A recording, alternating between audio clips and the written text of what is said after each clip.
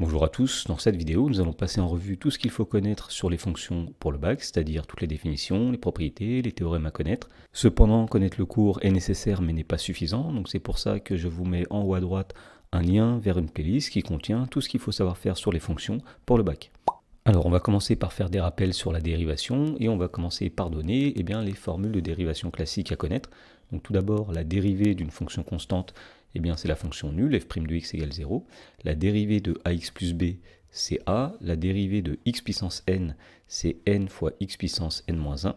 La dérivée de 1 sur x puissance n, c'est moins n sur x puissance n plus 1. En particulier, la dérivée de 1 sur x, c'est moins 1 sur x au carré. Et enfin, la dérivée de racine de x, c'est 1 sur 2 racine de x. Alors, il faut aussi connaître les formules de dérivation de la somme du produit et du quotient de deux fonctions. Donc tout d'abord, la dérivée de u plus v, c'est la dérivée de u plus la dérivée de v. La dérivée de u fois v, attention, c'est u' v plus u fois v'. La dérivée de k fois u, où k est une constante, c'est k fois la dérivée de u, k u'. La dérivée de 1 sur v, c'est moins v' sur v carré. Et enfin, la dérivée du quotient u sur v, c'est u'v moins uv' sur v carré. Ensuite, nous allons rappeler des choses sur les tangentes à une courbe. Alors tout d'abord, le coefficient directeur de la tangente à la courbe d'une fonction f en un point d'abscisse a est égal au nombre dérivé f' de a. En particulier, quand on veut déterminer graphiquement un nombre dérivé f' de a, ça revient à déterminer le coefficient directeur de la tangente à la courbe de f au point a. Alors il y a une formule à connaître pour déterminer une équation de la tangente en a, et cette formule dit que cette équation c'est y égale f' de a, facteur de x moins a, plus f de a. Ensuite, nous allons rappeler ce qu'est une fonction composée. Donc l'idée ici, c'est qu'on dispose de deux fonctions u et v. On prend un antécédent x, on applique tout d'abord la fonction u à x, on obtient donc l'image u de x, et à cette image, on applique ensuite la fonction v, et on obtient donc v de u de x. Et donc la fonction qui a un nombre x va associer v de u de x, c'est ce qu'on appelle la fonction composée de u par v, et on la note v rond u, et donc cette fonction composée permet de passer directement de x à v de u de x. Alors, lorsqu'on veut dériver une fonction composée, il y a une formule générale qui est à connaître, et donc la formule dit que la dérivée de v rond u, c'est u' multiplié par v' rond u. Alors ça, c'est la formule la plus générale possible. Il y a des conséquences à cette formule que nous allons voir tout de suite. Et donc la première conséquence dit que la dérivée de la fonction qui a x associe f de ax plus b, c'est la fonction qui a x associe a fois f' de ax plus b. Par exemple, imaginons qu'on ait la fonction f définie par f de x est égale à exponentielle de 3x plus 2. Et bien pour dériver cette fonction-là, f' de x, ce sera donc tout d'abord le nombre a ici qui vaut 3, multiplié par la dérivée de la fonction exponentielle appliquée en 3x plus 2. Ensuite, la deuxième conséquence de la formule générale sur la dérivée d'une composée, ce sont trois formules ici qui sont à connaître. Donc la première formule dit que la dérivée de exponentielle de u, c'est u' multiplié par exponentielle de u. La deuxième formule dit que la dérivée de u puissance n, c'est n multiplié par u puissance n moins 1 fois u'. Et enfin, la dernière formule à connaître dit que la dérivée de racine de u, c'est u' divisé par 2 racine de u. Alors on va rappeler à présent ce qu'est la dérivée seconde d'une fonction. Donc on appelle dérivée seconde d'une fonction f la dérivée de la fonction dérivée f'. Et donc la dérivée seconde se note f seconde. Alors nous allons maintenant rappeler la notion de convexité d'une fonction, et donc pour cela on va commencer par rappeler ce qu'est une fonction convexe ou bien une fonction concave. Alors tout d'abord on dira qu'une fonction f est convexe sur un intervalle i si quels que soient les points a et b situés sur la courbe de la fonction f, le segment AB est situé au-dessus de la courbe. Alors le segment AB porte un nom, c'est ce qu'on appelle une séquente. Et donc on dira qu'une fonction f est concave sur l'intervalle i si pour tout point a et b de la courbe, comme ceci, le segment AB est situé, cette fois-ci, en dessous de la courbe. Alors il y a une autre façon de repérer graphiquement si une fonction est convexe ou concave à l'aide de la notion de tangente. Et donc une fonction f sera convexe sur l'intervalle i, c'est seulement si la courbe de f est située au-dessus de ses tangentes. Donc par exemple ici, nous avons une fonction qui est convexe, et on voit que toutes les tangentes à la courbe de cette fonction sont situées en dessous de la courbe. Et à l'inverse, une fonction f sera concave sur l'intervalle i si la courbe de f est située en dessous de toutes ces tangentes sur l'intervalle i. Effectivement ici, nous avons une fonction qui est concave, et nous voyons que toutes les tangentes à cette courbe finalement sont situées au-dessus de la courbe. Ensuite, il y a un lien à connaître entre la notion de convexité et la dérivée première d'une fonction.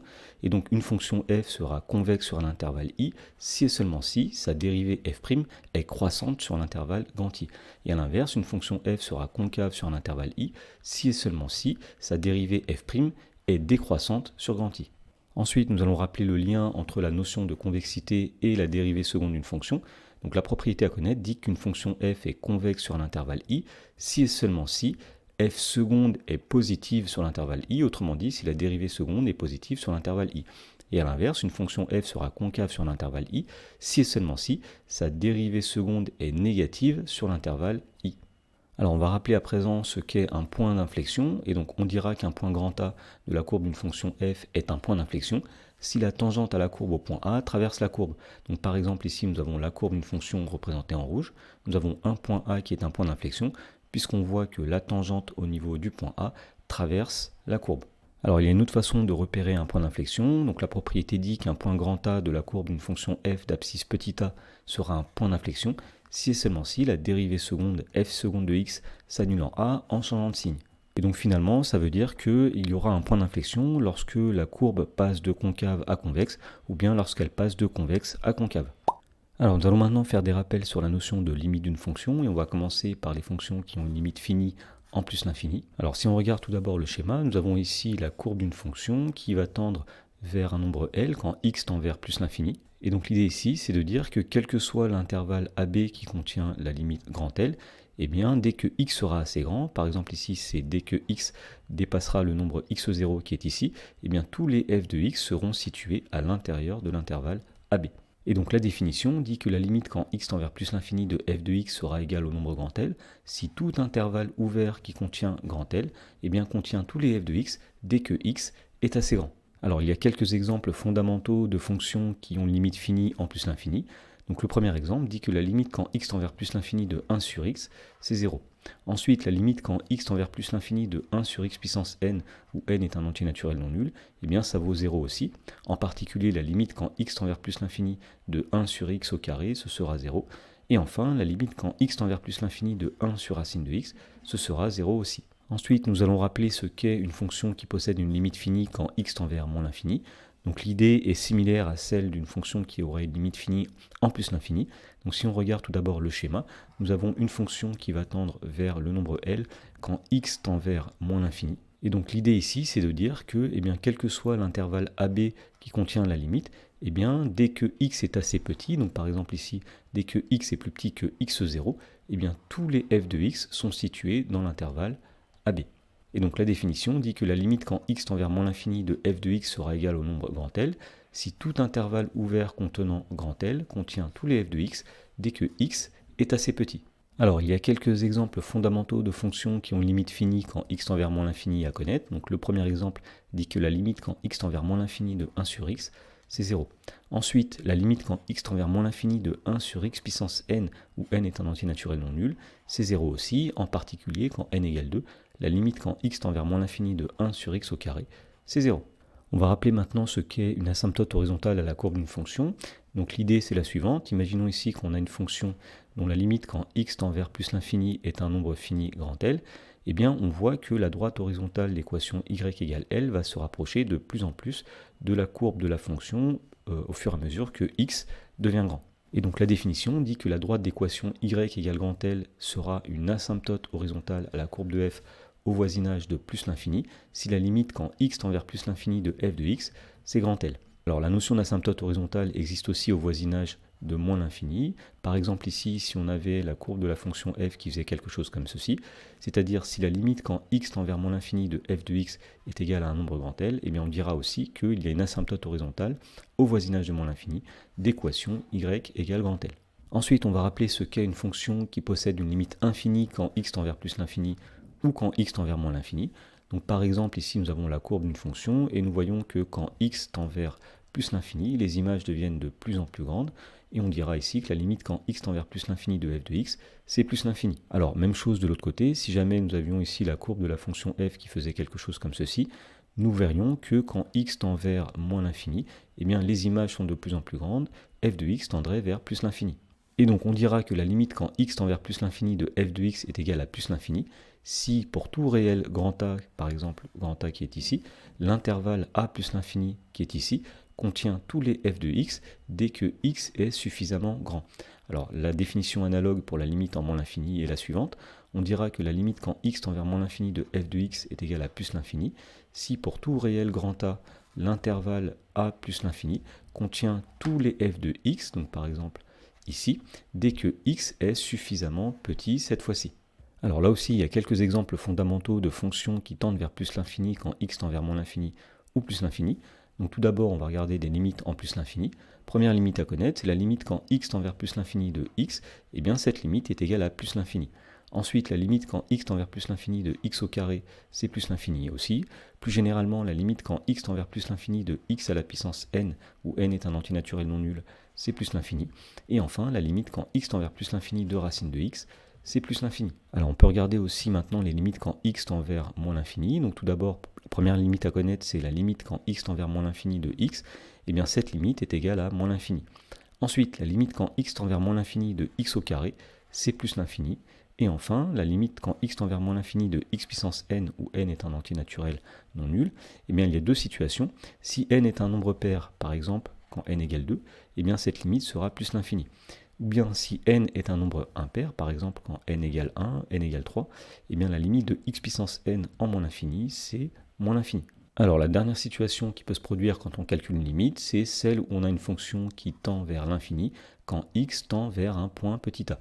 Alors l'idée est la suivante, imaginons qu'on ait un nombre x qui se rapproche d'un réel petit a, et bien si les images f de x sont de plus en plus grandes, et bien on dira que la limite quand x tend vers a, c'est plus l'infini. Et l'idée en fait ici est de dire que quel que soit le seuil qu'on se donne, quelle que soit la barre qu'on se donne, dès que x est suffisamment proche de a, et bien tous les f de x seront au-dessus du seuil grand A. Et donc on dira que la limite quand x tend vers un nombre a de f de x est égale à plus l'infini, si pour tout nombre réel grand A, eh bien l'intervalle a plus l'infini contient tous les f de x dès que x est suffisamment proche de a. Donc par exemple sur la figure, c'est dès que x est situé dans cet intervalle qui est là.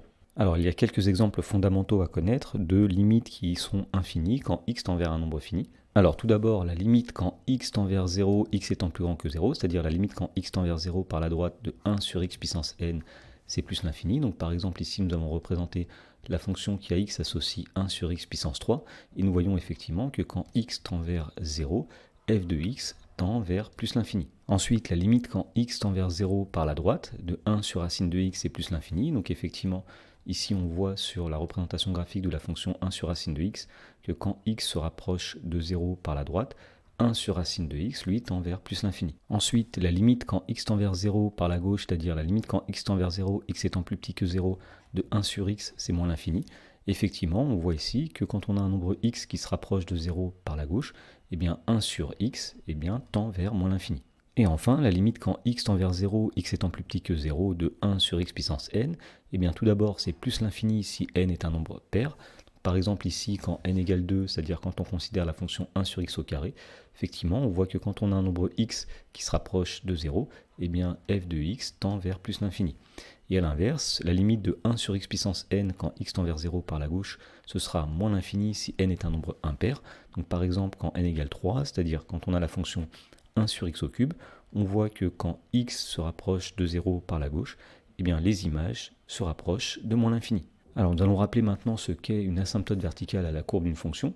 Donc on dira que la droite d'équation x égale a, qui est la droite en pointillé ici, est une asymptote verticale à la courbe d'une fonction f si la limite quand x tend vers a de f de x, c'est plus l'infini ou moins l'infini. Et donc l'idée d'une asymptote verticale, c'est que la courbe de la fonction va se rapprocher de plus en plus de cette droite au fur et à mesure que x est proche de a. Alors en pratique, lorsqu'on doit calculer la limite d'une fonction, on utilise les tableaux sur la somme, le produit et le quotient des limites. Donc on va commencer par rappeler le tableau sur la somme des limites. Alors si a désigne un nombre réel, ou bien plus l'infini, ou bien moins l'infini, première situation, si la limite quand x tend vers a de f de x, c'est un nombre L, et la limite quand x tend vers a de g de x, c'est un nombre L', et bien la limite quand x tend vers a de f de x plus g de x, ce sera le nombre L plus L'. Maintenant, si f de x tend vers L quand x tend vers a, et que g de x tend vers plus l'infini quand x tend vers a, eh bien f de x plus g de x va tendre vers plus l'infini quand x tend vers a. Situation suivante, si f de x tend vers L et que g de x tend vers moins l'infini, eh bien f de x plus g de x va tendre vers moins l'infini. Alors si f de x tend vers plus l'infini et que g de x tend vers plus l'infini, la somme f de x plus g de x va tendre vers plus l'infini. Même chose, si f de x tend vers moins l'infini et que g de x tend vers moins l'infini, eh bien la somme f de x plus g de x va tendre vers moins l'infini aussi. Et dernière situation, si jamais quand x tend vers a, f de x tend vers plus l'infini, et que quand x tend vers a, g de x tend vers moins l'infini, eh bien quand x tend vers a, f de x plus g de x, on ne pourra pas dire a priori vers quoi ça va tendre, et on dira dans ce cas-là qu'il y a une forme indéterminée. On va redonner ensuite le tableau sur le produit des limites. Donc première situation, imaginons que quand x tend vers a, f de x tend vers L, et que quand x tend vers a, g de x tend vers L', et bien quand x tend vers a, f de x fois g de x va tendre vers L fois L'. Ensuite, si f de x tend vers un nombre L qui est non nul, et que g de x tend vers l'infini, plus ou moins l'infini, et bien f de x fois g de x va tendre vers l'infini, et pour savoir si c'est plus ou moins l'infini, et bien on utilise la règle des signes. Par exemple, si f de x tend vers moins 5, et que g de x tend vers plus l'infini, eh bien f de x fois g de x va tendre vers moins l'infini, puisque moins par plus, ça donne moins. Alors situation suivante, si jamais f de x tend vers 0 et que g de x tend vers l'infini, plus ou moins l'infini, eh bien on ne peut pas dire a priori vers quoi va tendre f de x fois g de x, et donc dans ce cas-là, on dit qu'il y a une forme indéterminée. Et enfin, si f de x tend vers l'infini, plus ou moins l'infini, et que g de x tend vers l'infini, plus ou moins l'infini, eh bien f de x fois g de x va tendre vers plus ou moins l'infini. Et pour savoir si c'est plus ou moins l'infini, là encore on utilise la règle des signes. Par exemple, si f de x tend vers moins l'infini et que g de x tend vers moins l'infini aussi, le produit va tendre vers plus l'infini, puisque moins par moins, ça donne plus. Et enfin, on va rappeler le tableau sur le quotient des limites. Donc tout d'abord, si f de x tend vers L quand x tend vers a, et que g de x tend vers un nombre L' non nul quand x tend vers a, alors f de x divisé par g de x va tendre vers L divisé par L' quand x tend vers a. Situation suivante, si f de x tend vers un nombre L non nul et que g de x tend vers 0, eh bien f de x fois g de x va tendre vers l'infini. Alors pour savoir si c'est plus ou moins l'infini, là encore on va utiliser la règle des signes. Par exemple, si f de x tend vers moins 5 et que g de x tend vers 0 plus, c'est-à-dire que g de x tend vers 0 tout en restant positif, eh bien puisque moins par plus ça va donner moins, eh bien f de x sur g de x va tendre vers moins l'infini. Ensuite, si f de x tend vers un nombre L et que g de x tend vers l'infini, eh bien f de x sur g de x va tendre vers 0. Situation suivante, si f de x tend vers l'infini, plus ou moins l'infini, et que g de x tend vers un nombre L', eh bien f de x sur g de x va tendre vers l'infini, et là encore on utilise la règle des signes pour savoir si c'est plus ou moins l'infini. Situation suivante, si f de x tend vers 0 quand x tend vers a et que g de x tend vers 0 quand x tend vers a, et bien dans ce cas-là, on est en présence d'une forme indéterminée, c'est-à-dire qu'il n'y a pas de réponse toute faite pour la limite de f de x sur g de x, toutes les situations sont possibles. Et pour finir, dernière situation possible, si quand x tend vers a, f de x tend vers l'infini, plus ou moins l'infini, et que quand x tend vers a, g de x tend vers plus ou moins l'infini, et bien dans ce cas-là, on est en présence d'une forme indéterminée, c'est-à-dire qu'on ne peut pas prédire à l'avance vers quoi va tendre f de x sur g de x. Alors nous allons rappeler maintenant comment calculer la limite d'une fonction composée. Donc imaginons qu'on a une fonction de la forme g de f de x et qu'on souhaite calculer sa limite quand x tend vers a. Donc la première chose qu'on va faire, c'est qu'on va calculer la limite quand x tend vers a de f de x. Si jamais cette limite est un nombre b qui vaut éventuellement plus ou moins l'infini, on va calculer ensuite la limite quand un grand x tend vers b de g de grand x. Et si cette limite est un nombre c, ou bien plus l'infini ou bien moins l'infini, eh bien on dira que la limite quand x tend vers a de g de f de x, c'est égal à c.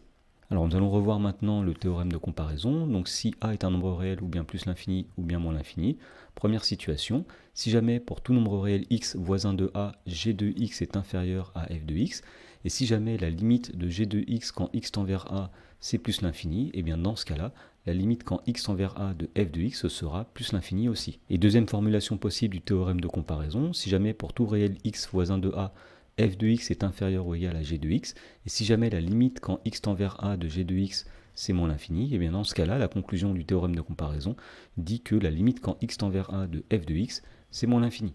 Alors on va rappeler aussi ce qu'est le théorème des gendarmes, donc si a est un nombre réel ou bien plus l'infini ou bien moins l'infini, si jamais on a les deux conditions suivantes qui sont remplies, la première étant que pour x voisin de a, on a g de x inférieur à f de x inférieur à h de x, et la deuxième condition, si jamais la limite quand x tend vers a de g de x est égale à la limite quand x tend vers a de h de x, et que cette limite est un nombre L, et bien dans ce cas-là, le théorème des gendarmes va dire que la limite quand x tend vers a de f de x qui est au milieu, c'est le nombre L lui aussi. Ensuite, lorsqu'on parle de limites, il faut connaître les limites aux bornes de la fonction exponentielle. Donc il y a deux limites importantes à connaître. La première dit que la limite quand x tend vers plus l'infini de exponentielle de x, c'est plus l'infini.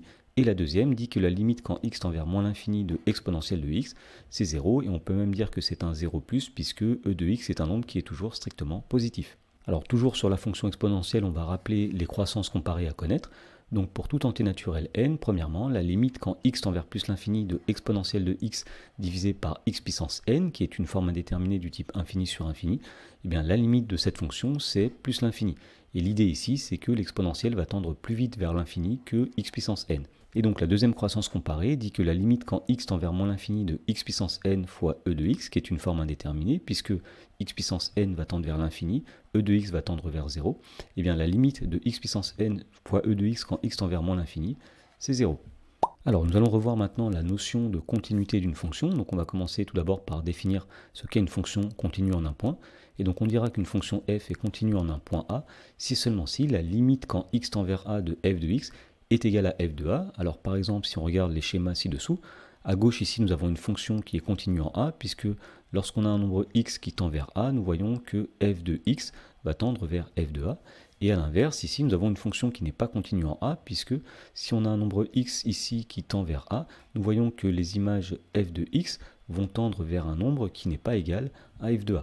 Et donc une petite remarque, on verra qu'une fonction est continue si jamais on peut tracer son graphe sans jamais lever le stylo, comme ici, mais dès qu'on est obligé de lever le stylo pour tracer le graphe d'une fonction f, eh bien cette fonction-là ne sera pas continue. Et pour finir, on dira qu'une fonction f est continue sur un intervalle grand I, si jamais cette fonction f est continue en tout point de cet intervalle. Ensuite, on va rappeler que les fonctions usuelles sont continues, donc par exemple les fonctions polynômes, la fonction exponentielle, la fonction racine carrée, la fonction valeur absolue sont continues sur leur ensemble de définitions. Et ensuite, on va rappeler aussi que lorsqu'on fait la somme, le produit, le quotient, ou bien la composée de fonctions qui sont elles-mêmes continues, eh bien le résultat est une fonction continue sur chacun des intervalles où elles sont définies. Alors il y a un lien entre la notion de dérivabilité et la notion de continuité, et ce lien, c'est que toute fonction qui est dérivable sur un intervalle grand I est continue sur cet intervalle grand I. Alors attention, la réciproque n'est pas toujours vraie. Si une fonction est continue sur un intervalle, elle n'est pas forcément dérivable sur cet intervalle. Alors lorsqu'on parle de continuité, il y a un théorème important à connaître, c'est le théorème des valeurs intermédiaires. Alors si on regarde le graphe ci-dessous, nous avons une fonction qui est continue, puisqu'on peut la tracer sans lever le stylo. Et bien le théorème des valeurs intermédiaires dit que si on a une fonction qui est continue et un nombre compris entre f de a et f de b, eh bien l'équation f de x égale k possédera au moins une solution. Et donc effectivement, si f est une fonction continue sur un intervalle AB, pour tout nombre réel k compris entre f de a et f de b, il existera au moins un nombre réel alpha compris entre a et b, tel que f de alpha égale k. Alors en pratique, lorsqu'on doit appliquer le théorème des valeurs intermédiaires, on appliquera plutôt son corollaire, donc le corollaire du théorème des valeurs intermédiaires, qui dira que finalement, lorsqu'on a une fonction continue et strictement monotone, eh bien un nombre k compris entre f de a et f de b possédera un unique antécédent.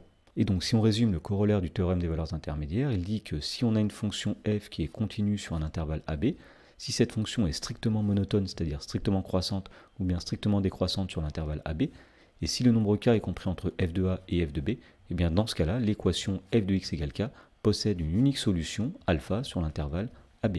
À présent, nous allons rappeler ce qu'est l'image d'une suite convergente par une fonction continue. Donc si on a une fonction f qui est continue sur un intervalle grand I, et si on a une suite un qui est à valeur dans grand I, c'est-à-dire que tous les un sont dans l'intervalle grand I, eh bien si la suite un converge vers un nombre réel L, eh bien la suite f de un va converger vers f de L. Et donc une conséquence de ceci, c'est ce qu'on appelle le théorème du point fixe, qui dit que si on a une fonction f qui est continue sur un intervalle grand I, et si on a une suite telle que pour tout entier naturel n, un plus 1 est égal f de un, autrement dit la suite un est définie à partir de la fonction f, et bien si jamais la suite un converge vers un réel L, le nombre L est solution de l'équation L égale f de L. Et donc en pratique, on applique ce théorème du point fixe une fois qu'on a montré qu'une suite converge vers un réel L pour déterminer sa limite en résolvant cette équation. Alors nous allons passer maintenant à la partie de rappel sur la fonction logarithme. On va commencer par rappeler comment est définie la fonction logarithme népérien. Alors la fonction logarithme est définie à partir de la fonction exponentielle, donc si on prend un nombre a strictement positif, l'équation exponentielle de x possède une unique solution, donc par exemple ici nous avons un réel a et nous voyons qu'effectivement le nombre a possède un unique antécédent par la fonction exponentielle. Et donc, puisque cette équation possède une unique solution, cette solution s'appelle le logarithme népérien du nombre a, et on le note ln de a. Alors la fonction logarithme népérien, c'est la fonction qui va être définie sur l'intervalle 0 plus l'infini, qui à n'importe quel nombre x va associer son logarithme, donc ln de x, et donc nous avons ici la représentation graphique de la fonction logarithme, qui effectivement n'est pas définie avant 0. Et donc une petite propriété à connaître qui relie les courbes des fonctions exponentielles et logarithmes, eh bien dans un repère orthonormé, les courbes des fonctions exponentielles et logarithmes népériens sont symétriques par rapport à la droite d'équation y égale x qui est tracée ici. Alors il y a quelques propriétés immédiates du logarithme à connaître qui découlent de la définition. Donc la première propriété dit que pour tout nombre réel a et pour tout nombre réel b strictement positif, si b est égal à exponentielle de a, ça veut dire que a est égal à logarithme de b. Ensuite, nous allons voir comment le logarithme et l'exponentielle se simplifient. Donc tout d'abord, pour tout nombre réel a, ln de exponentielle de a est égal à a. Et pour tout nombre réel b strictement positif, exponentielle de ln de b est égal à b. Donc ça veut dire que, comme on l'a dit, le logarithme et l'exponentielle vont se simplifier. Et enfin, il faut connaître deux valeurs importantes du logarithme. Donc tout d'abord, ln de 1 est égal à 0. Et deuxièmement, ln de e est égal à 1. Alors on va rappeler maintenant la relation fonctionnelle vérifiée par la fonction logarithme. Donc tout d'abord, pour tout nombre réel a strictement positif et b strictement positif, ln de a fois b, c'est égal à ln de a plus ln de b. Autrement dit, le logarithme transforme un produit en une somme. Alors il y a plusieurs conséquences à cette relation fonctionnelle. Donc la première dit que ln de a divisé par b, c'est ln de a moins ln de b. Autrement dit, le logarithme va transformer un quotient en une différence. Ensuite, ln de 1 sur b est égal à moins ln de b. Cette relation est obtenue finalement en prenant a égale 1 et en remarquant que ln de 1 est égal à 0 dans la relation précédente. Ensuite, ln de a à la puissance n, c'est n multiplié par ln de a. Et enfin, ln de racine de a, c'est égal à 1 demi multiplié par ln de a. Alors, il faut connaître aussi les limites de la fonction logarithme aux bornes de son ensemble de définition. Donc tout d'abord, la limite quand x tend vers plus l'infini de ln de x, c'est plus l'infini. Effectivement, on le constate sur le graphe de la fonction ln. Et ensuite, la limite quand x tend vers 0 par la droite de ln de x, c'est moins l'infini. Et effectivement, quand on a un nombre x qui se rapproche de 0, nous voyons que ln de x se rapproche de moins l'infini. Ensuite, on va rappeler la dérivée de la fonction logarithme. Donc la fonction logarithme est dérivable sur son ensemble de définition, 0 plus l'infini. Et pour tout nombre réel x strictement positif, la dérivée de ln de x, c'est 1 sur x. Alors en particulier, puisque 1 sur x est strictement positif quand x est compris entre 0 et plus l'infini, on en déduit que la dérivée de la fonction logarithme est strictement positive sur 0 plus l'infini. Autrement dit, la fonction logarithme est strictement croissante sur son ensemble de définition. Et donc une conséquence de tout ça, ce sera le signe de la fonction logarithme. Et donc ln de x sera strictement positif si et seulement si x est strictement plus grand que 1. Et ln de x sera strictement négatif si et seulement si x est strictement inférieur à 1. Et on rappelle que ln de 1, lui, est égal à 0. Alors lorsqu'on est en présence d'une forme indéterminée avec du logarithme, on peut utiliser ce qu'on appelle des croissances comparées. Donc il y a deux croissances comparées. La première dit que la limite quand x tend vers plus l'infini de ln de x divisé par x puissance n, qui est une forme indéterminée du type infini sur infini, eh bien cette limite est égale à 0. Autrement dit, le logarithme croît moins vite vers l'infini que x puissance n. Et la deuxième croissance comparée à connaître dit que la limite quand x tend vers 0, x étant strictement positif, de x puissance n fois ln de x, qui est une forme indéterminée du type 0 fois moins l'infini, eh bien cette limite est égale à 0. Et donc pour finir sur la fonction logarithme, nous allons rappeler ce qu'est la dérivée de ln de u. Eh bien la dérivée de ln de u, c'est u' divisé par u. Dans cette dernière section, on va parler de primitives. On va commencer par rappeler ce qu'est une primitive d'une fonction. Donc on dira qu'une fonction grand f est une primitive d'une fonction petit f si pour tout x, grand f' de x, c'est petit f de x. Autrement dit, si la dérivée de grand f, c'est petit f. Alors une autre façon de dire qu'une fonction est une primitive d'une fonction, c'est de dire que grand f est une primitive de petit f si grand f est solution de l'équation différentielle y' égale petit f. Alors on va rappeler le lien qui existe entre les primitives d'une même fonction. Donc si grand f et grand g sont deux primitives d'une fonction petit f sur un intervalle grand i, eh bien il existe un nombre réel k tel que grand g égale grand f plus k. Autrement dit, deux primitives d'une même fonction diffèrent d'une constante additive. Alors une fonction peut avoir différentes primitives, comme on l'a vu précédemment, elles sont toutes égales à une constante additive près, mais il y aura une unique primitive si jamais on impose une condition initiale. Et donc la propriété à connaître dit qu'il existe une unique primitive grand g d'une fonction petit f, telle que grand g de x0 est égal à y0. Alors lorsqu'on veut calculer une primitive d'une fonction, on peut utiliser le tableau suivant qui donne les primitives des fonctions usuelles. Donc tout d'abord, quand une fonction f est constante, f de x égale a, une primitive, ce sera la fonction ax. Ensuite, une primitive de x puissance n où n est un antinaturel, ce sera 1 sur n plus 1 fois x puissance n plus 1. Une primitive de 1 sur x puissance n où n est strictement plus grand que 1, c'est moins 1 sur n moins 1 fois 1 sur x puissance n moins 1. Une primitive de 1 sur x, c'est ln de x. Une primitive de 1 sur racine de x, c'est 2 fois racine de x. Une primitive de exponentielle de alpha x, c'est 1 sur alpha multiplié par exponentielle de alpha x. Et enfin, une primitive de cosinus de x, c'est sinus de x, et une primitive de sinus de x, c'est moins cosinus de x. Alors lorsqu'on veut trouver une primitive d'une somme ou bien d'un produit par un réel, eh bien on va utiliser la propriété suivante, donc qui dit que si on a f et g deux fonctions, et que grand f et grand g sont deux primitives de ces fonctions, eh bien tout d'abord, une primitive de f plus g, ce sera grand f plus grand g. Et ensuite, si k est un nombre réel, eh bien une primitive de la fonction k fois petit f, ce sera la fonction k fois grand f. Et pour finir, on va rappeler comment trouver une primitive lorsqu'on reconnaît la dérivée d'une fonction composée. Donc tout d'abord, si jamais la fonction f dont on veut une primitive est de la forme u puissance n fois u', eh bien une primitive, ce sera 1 sur n plus 1 fois u puissance n plus 1. Ensuite, si la fonction petit f est de la forme u' sur u puissance n, et que n est un nombre entier naturel strictement plus grand que 1, eh bien une primitive, ce sera moins 1 sur n moins 1, multiplié par 1 sur u puissance n moins 1. Ensuite, si f est de la forme u' sur u, où u est une fonction, eh bien une primitive, ce sera ln de valeur absolue de u. Si f est de la forme u' sur racine de u, une primitive, ce sera 2 racines de u. Si f est de la forme u' exponentielle de u, eh bien une primitive, ce sera exponentielle de u. Ensuite, si petit f est de la forme u' cosinus de u, une primitive, ce sera sinus de u. Ensuite, si petit f est de la forme u', attention ici, c'est sinus de u, une primitive, ce sera moins cosinus de u. Et plus généralement, si une fonction f est de la forme u' multipliée par v' rond u, où u et v sont deux fonctions, eh bien une primitive, ce sera v rond u. Voilà, donc nous venons de voir à peu près tout ce qu'il faut savoir sur les fonctions pour le bac. Si jamais cette vidéo vous a aidé, n'hésitez pas à aller voir les vidéos de révision sur les suites, sur les probabilités et sur la géométrie dans l'espace.